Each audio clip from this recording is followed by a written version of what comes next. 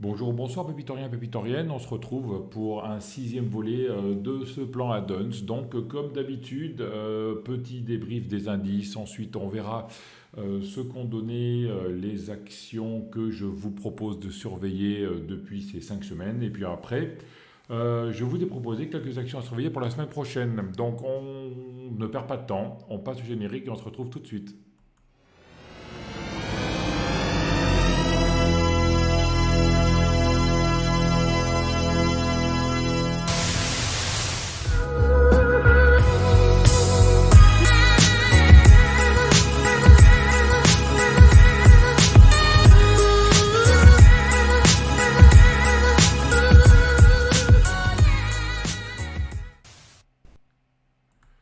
On commence comme d'habitude par notre petit disclaimer pour vous rappeler que dans aucun cas nous ne donnons de conseils sur cette chaîne, ce sont juste des échanges entre passionnés de bourse et de trading. Et on se retrouve tout de suite sur les graphes. Bon, on commence vite par le SP500. C'est un peu ce que je vous disais la semaine dernière et il y a 2 semaines, hein. Le scénario que je vous proposais a l'air de se dérouler, hein. Donc on parlait d'une première vague de baisse là. Après, je vous disais probablement qu'on allait rechercher cette trendline avec la M200 plus la M20 et ce serait possible qu'on ait une troisième vague de baisse. Ben, apparemment, c'est la figure que l'on est en train de dessiner. Donc première vague de baisse, le rebond, la consolidation de cette baisse et là peut-être cette troisième vague de baisse que l'on a enclenchée vendredi dernier pour aller rechercher les 5004 et pourquoi pas les 5000 si affinité. Voilà pour le SP500. On revient en Europe maintenant avec notre CAC 40. Ben, le CAC 40, il suit un peu ce qu'a fait le SP500, hein. On peut tracer donc la zone de résistance. Là, voilà. Une zone de résistance qui est assez importante et on voit qu'on est en plein dessus en ce moment, hein. Donc, refus des plus hauts de avril 2024, deuxième touchette là, et on voit, on ne sait pas trop quoi faire, on hésite, on est toujours cette trendline ici qui pourra démarrer la hausse si jamais on la casse par le haut. Pour l'instant, on vient se reposer sur ce support. Attention, hein, si le support casse, on pourra aller à 7700 et ensuite aller chercher 7005 et la M200. Pour l'instant, on surveille donc toujours notre support sur le CAC 40. Voilà, donc cette fois on va faire un peu à l'inverse. Je vais d'abord vous proposer le suivi des actions de la semaine dernière. Donc la semaine dernière, je vous avais proposé pull-up, là, pull-up, on est vendredi dernier, on était là, c'était la cassure de la trendline horizontale. Voilà, on a cassé la trendline horizontale, on a cassé aussi notre résistance, la trendline baissière par exemple, la robe, la résistance oblique baissière. On a cassé notre résistance horizontale et on est parti par le haut. On est parti par le haut et on est venu chercher le niveau supérieur. Alors il y a pas mal de niveaux, hein, sur pull-up. On a donc ce niveau-là qui est intéressant. Voilà. Le niveau des 20 qu'on est venu chercher. Et on a un niveau également ici entre 18,6 et 18,4. Voilà, je vais le mettre plutôt voilà, en zone. Voilà, la zone ici 18,6, 18,4. Voilà. Zone à suivre. Donc on a cassé, on est venu tester les 20, on est venu se reposer là-dessus. Et si vous êtes rentré là, si vous avez surveillé ici, peut-être intéressant d'avoir un empilage ici, ou un pyramidage, pour aller chercher ensuite la trendline suivante qui est à 22, hein. Il y a pas mal de trendlines intermédiaires, mais de toute façon, ce qui est intéressant, c'est vraiment de trader ce qu'on voit parce que tout le monde le voit et tout le monde va rentrer en même temps à ce niveau-là. Donc on a une zone ici 22, 22, 38 pour aller ensuite chercher les plus hauts à 24. Donc pull-up, c'était bon à surveiller et elle était partie. Je vous avais proposé aussi Prodways en vue journalière. On est toujours dans ce triangle haussier, donc on surveille, on est en train d'essayer de rebondir sur le support oblique haussier. Donc on surveillera le rebond ici pour voir si on arrive à rejoindre cette trendline horizontale à 0,79, 0,8 pour pouvoir la casser et aller ensuite reprendre un trend haussier. C'est très intéressant hein, parce que là on est vraiment en train de faire un changement de tendance sur cette action. Donc Prodway toujours à surveiller. Je vous avais proposé la blockchain aussi, blockchain, on avait proposé déjà une fois ici sur les 0,39 et vendredi dernier je vous l'avais reproposé là, surveillez, vendredi on était là, surveillez la cassure, ça a cassé à 0,43, on est allé chercher les 0,50, un petit consolidation ce vendredi dernier, mais bon on vient de loin, hein. On l'avait proposé ici sur la cassure de la trendline horizontale là. Moi j'étais rentré à 0,397 ici. Je ne l'ai pas gardé. Je l'ai vendu par là afin de gérer mes gains globaux sur mon portefeuille. J'ai pris des profits partiels parce que je préférais partir sur une autre action. Donc voilà. Donc on surveillera toujours le rebond ici, la consolidation pour voir ensuite aller chercher les 0,6 qui sont les plus hauts de ce mouvement. Donc blockchain c'est parti également. Je vous avais également proposé Medincell. Alors Medincell, on vous l'avait proposé plusieurs fois, hein. Je vous l'avais proposé ici sur la cassure des 14,7. Voilà, donc la cassure des 14,7 a bien été faite. On est venu rejoindre les 15, la trendline suivante. Et là, on est en train de travailler cette zone 14,75, 15. Hein, on voit Medincell en dézoomage, c'est ça. Hein, c'est une grosse impulsion qui a porté les cours de novembre 2023 à août 2024 de 6 à 18 et là on est en train de consolider dans un range qu'on a cassé par le bas, un beau creux en W et on reprend donc le range, donc très intéressant, on reprend le range M200 haut du range, donc à suivre hein. Medincell. Ensuite, il y avait Valneva. Valneva, on l'avait proposé je l'avais proposé dès le départ, dès qu'on avait tenté une cassure des 4, ça n'avait pas marché. On était venu se consolider sur le bas du range là à 3,16. On a eu une nouvelle impulsion. Voilà, je pensais que c'était bon. Non, non, là, on a eu une mauvaise news de Valneva. News qui a été mal reçue, même si elle était un peu attendue. Donc, on va quand même continuer à la surveiller parce que Valneva, c'est beau, hein, ça vient de très loin. Une grosse tendance baissière et là, un possible retournement de tendance si on casse les 4,26. Donc, intéressant de suivre Valneva pourquoi pas commencer à prendre une première position, par exemple sur la cassure des 3,7 pour aller rejoindre les 3,9 et les 4,23. Et après, si on passe les 4,23, c'est le boulevard, hein, on peut faire x2. Donc on surveille quand même Valneva, même si là on est un peu dans le bruit. On surveille Valneva, mais on le surveillera sur la cassure des 4 maintenant. C'est pas la peine d'essayer de rentrer là, il y a beaucoup de bruit, beaucoup de soubresauts, beaucoup de mèches. Voilà. Après Valneva, je vous avais proposé Aramis, voilà, hein, le trend haussier, la tendance haussière qui partait ici de la cassure des M200 des 3,86, première impulsion, deuxième, troisième, quatrième, et là une grosse dérive latérale, un drapeau, hein, on est dans un range depuis mi-décembre. Euh, la M200 qui remonte, on garde le range, c'est toujours intéressant, hein, on va du haut en bas, on a essayé de le casser une fois. On est revenu chercher de la force là sur les 7,36, donc on est venu recharger, on est revenu accumuler ici. Et là, on peut tracer une résistance oblique haussière. On va passer sur le 1 heure pour la tracer, on la verra mieux, voilà. On trace une résistance oblique haussière là. Tant que cette résistance oblique est tenue, on a toujours ce rebond court terme en cours. Le rebond court terme du refus de passage du haut du range et le rebond en dessous.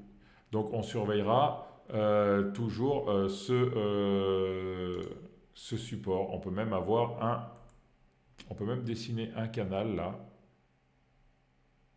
Voilà, canal dessiné.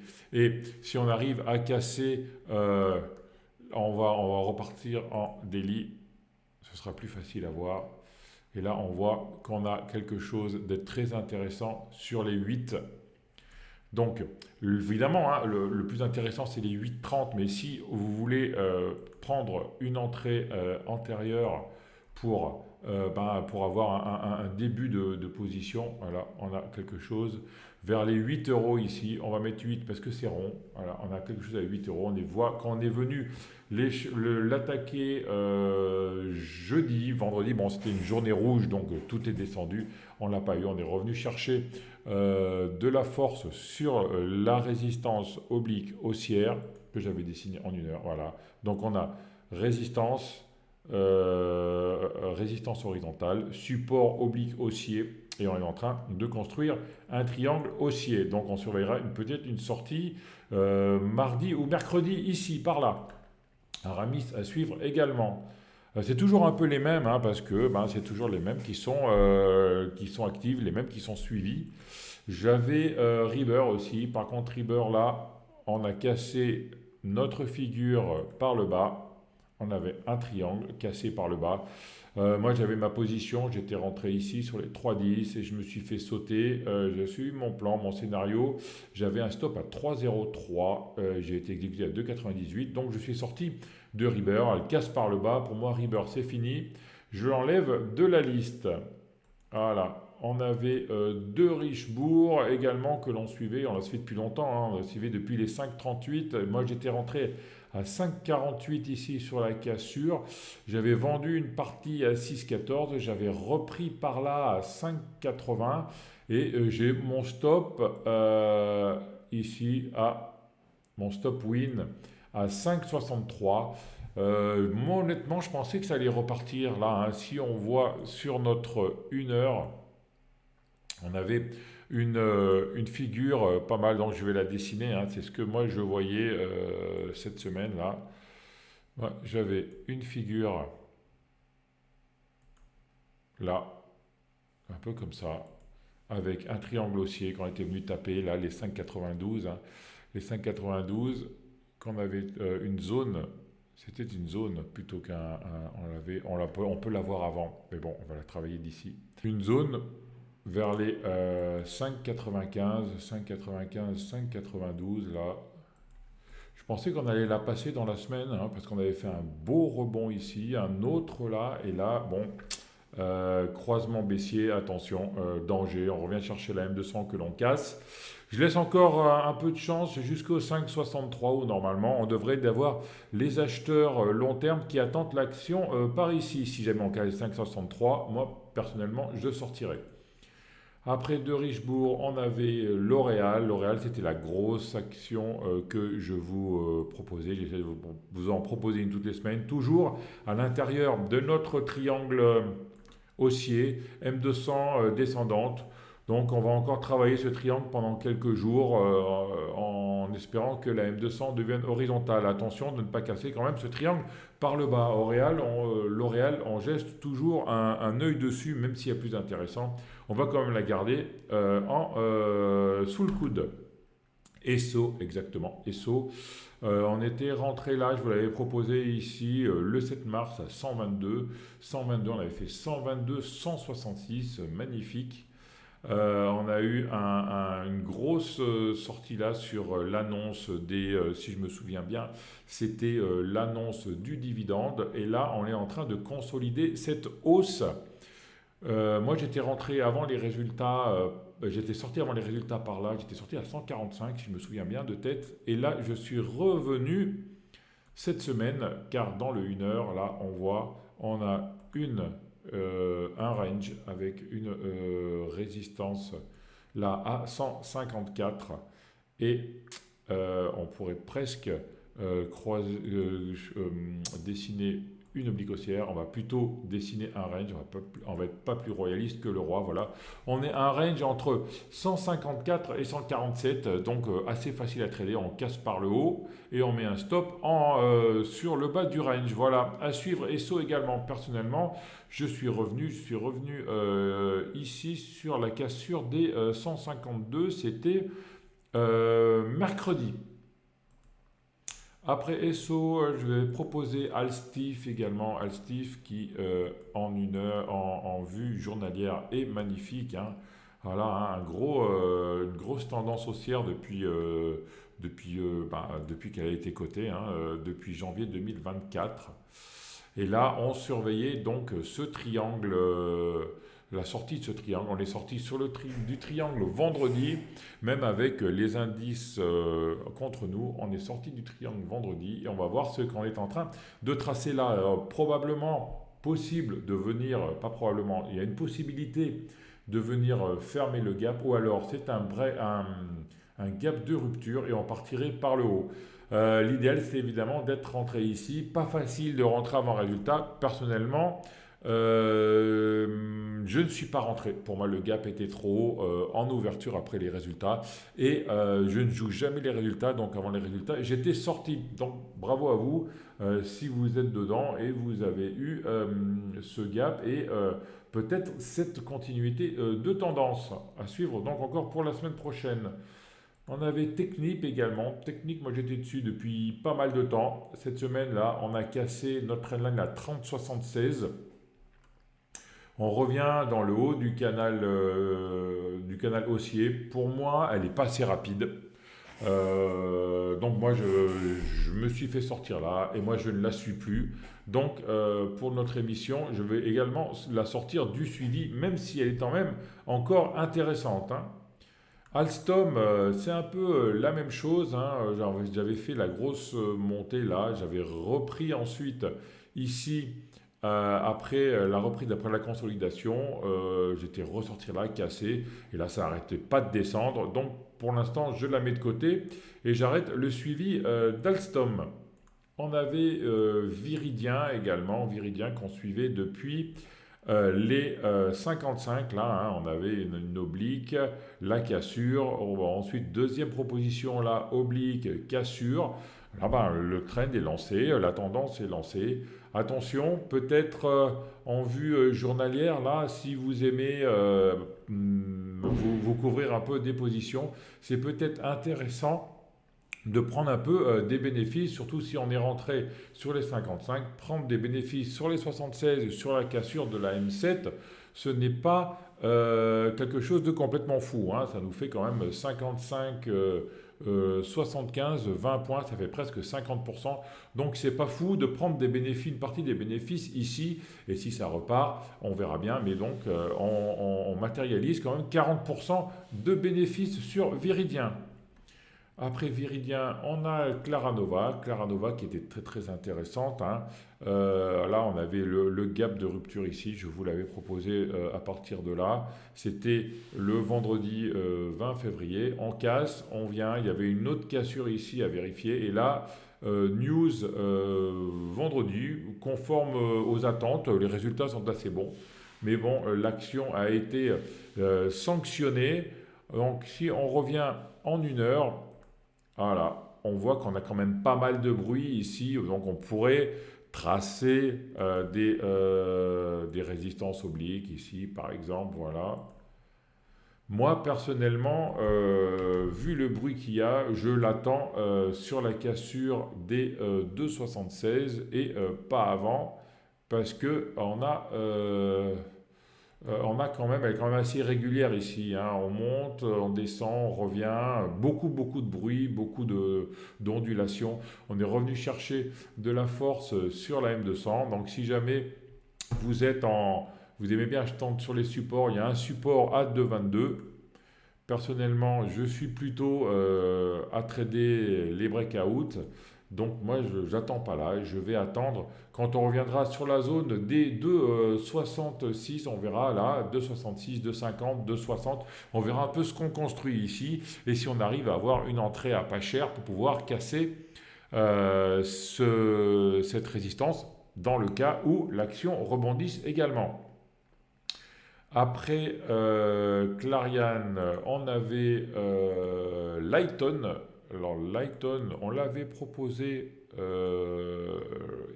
une première fois ici, sur la cassure des 18,72, c'était le vendredi 14 mars. On l'avait proposé une autre fois la semaine dernière, le vendredi 21, donc les deux breakouts ont été faits.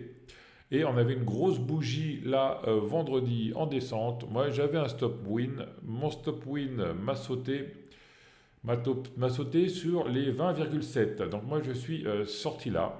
Donc si vous êtes toujours dedans, à surveiller le rebond de la M200. On a fait une clôture au-dessus de ce support à 25.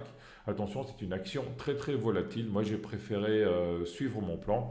Prends mon stop win à 20,9, mais peut-être elle va encore rebondir. Et enfin, pour finir, je vous avais proposé également la TCOR. La TCOR en vue journalier. Voilà, on était dans un range qu'on a cassé par le bas. Moi, personnellement, je ne la suis plus. Je ne suis plus dedans. J'avais juste fait la cassure des 0,79 et j'avais vendu vers les 0,19. Et en une heure, la semaine dernière, on avait déjà parlé, on avait cassé, il fallait surveiller si jamais on arrivait à reprendre les 0,18. Apparemment, non. Donc, personnellement, moi, j'ai trouvé mieux à faire. Donc, je la sors de ma liste. Surtout qu'elle n'est pas très liquide. Je la sors. Pour la semaine prochaine, qu'est-ce que je vous ai proposé? Voilà, alors on revient avec Clariane. Clariane, ça fait pas mal de temps que je vous la propose, mais je vais allonger ma résistance ici. J'adore Clariane parce qu'en vue journalière, on voit qu'on vient vraiment de loin et on voit qu'on est à deux doigts de faire le changement de tendance sur les 4-7 et on voit que la tendance, elle peut nous amener à jusqu'à 27. Donc c'est un x7 très intéressant. On voit que là, on avait une résistance oblique là, voilà, que l'on a cassé il y a pas mal de temps. On surveillait le premier retournement court terme de tendance qui a eu lieu à 3,42 et on surveillera le deuxième à 4,90. Donc ici, Clariane, on avait une première sortie ici par le haut, deuxième sortie par le haut. Et là, on voit qu'on est en train de plafonner. Si on vient sur le 1 heure, voilà, on est en train de plafonner sur les 4,50. Et en plus, on peut dessiner peut-être à partir de là, avec un support oblique haussier, voilà, un grand triangle haussier en 1 heure, où une sortie possible mardi, là, est à surveiller, avec un point d'entrée vers les 4,50 pour ceux qui rentrent, à surveiller pour ceux qui veulent rentrer tôt, ou alors carrément pour aller chercher les niveaux plus hauts à 4,57 pour vraiment assurer notre coup. Voilà. Donc, Clariane a surveillé cette semaine. Ubisoft. Alors, Ubisoft, je ne vous l'avais jamais proposé. Par contre, moi, je l'ai surveillé depuis pas mal de temps. Voilà.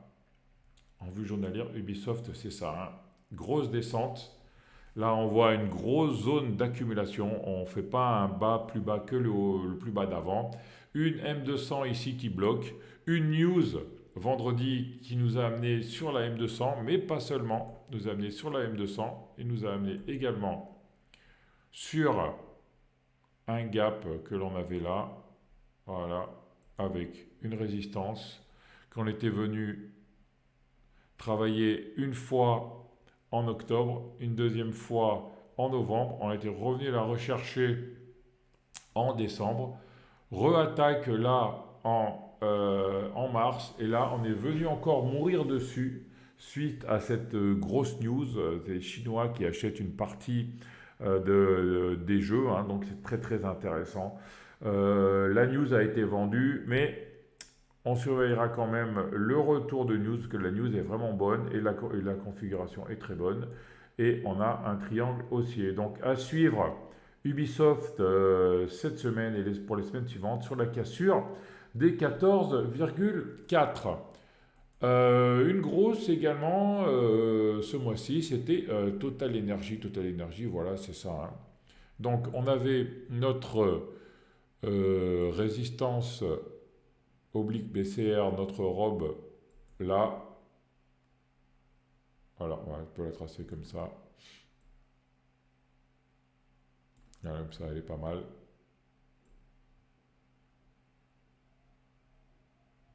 Voilà.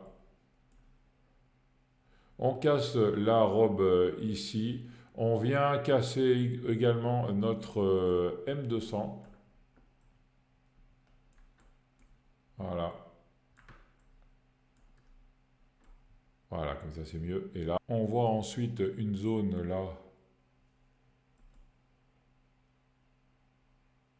Voilà, entre 60 et 61. On peut même commencer à la tracer à partir de là.